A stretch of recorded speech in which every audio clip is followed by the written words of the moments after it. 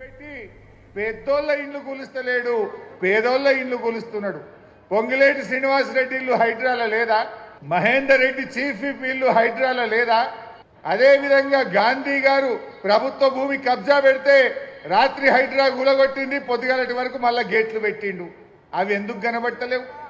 గరీబోళ్ళ ఇల్లు, हमारे गरीबों का गरीब तोड़ना है क्या हाइड्रा? ये हाइड्रा खत्म होना है, कांग्रेस को हराना है।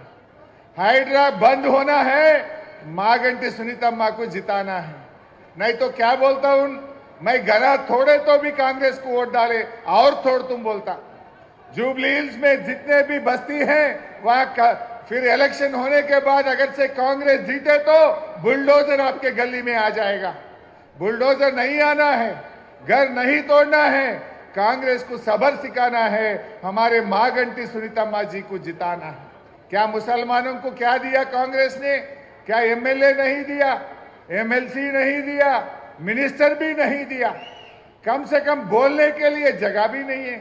जब केसीआर साहब के हुकूमत में डिप्टी सीएम दिए, होम मिनिस्टर दिए, केसीआर किट बंद हो गया, बदकम्मा का साड़ी बंद हो गया, रमजान का तोहफा बंद हो गया, बच्चे फॉरेन में पढ़ने के लिए ओवरसीज स्कॉलरशिप बंद हो गया, दलित बंधु बंद हो गया, मुसलमान का बंधु बंद हो गया, बीसी बंधु भी खत्म कर दिया।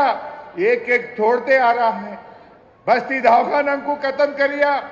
ऐसा एक एक जितने भी अच्छे काम केसीआर साहब ने करे उसको तोड़ते आ रहा है रेवंत रेड्डी।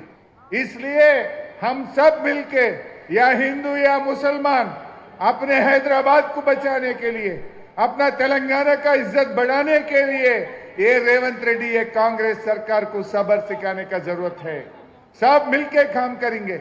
हिंदू मुस्लिम సోదరులు అందరూ కలిసి కట్టుగా ఇది మన గెలుపుగా, ఇది మాగంటి సునీతమ్మ గెలుపు కాదు, బీఆర్ఎస్ కార్యకర్తల గెలుపు, బీఆర్ఎస్ కుటుంబ సభ్యుల గెలుపు, తెలంగాణ ప్రజల గెలుపుగా అందరం కూడా కలిసి కట్టుగా మనం కృషి చేయాల్సిన అవసరం ఉంది।